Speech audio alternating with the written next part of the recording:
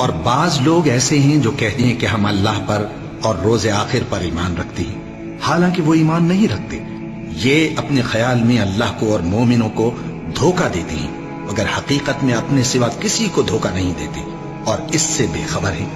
ان کے دلوں میں کفر کا مرض تھا، اللہ نے ان کا مرض اور زیادہ کر دیا، اور ان کے جھوٹ بولنے کے سبب ان کو دکھ دینے والا عذاب ہوگا۔ اور جب ان سے کہا جاتا ہے کہ زمین میں فساد نہ ڈالو تو کہتے ہیں کہ ہم تو اصلاح کرنے والے ہیں۔ دیکھو یہ بلا شبہ مفسد ہیں لیکن خبر نہیں رکھتے۔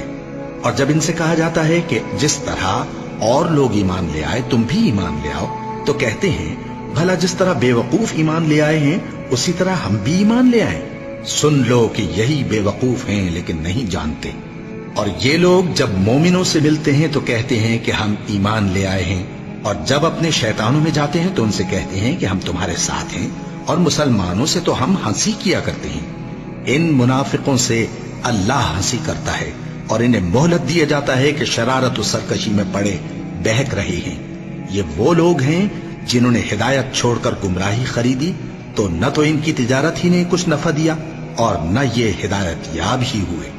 ان کی مثال اس شخص کی سی ہے جس نے شب تاریک میں آگ جلائی، جب آگ نے اس کے ارد گرد کی چیزیں روشن کی تو اللہ نے ان لوگوں کی روشنی زائل کر دی اور ان کو اندھیروں میں چھوڑ دیا کہ کچھ نہیں دیکھتے۔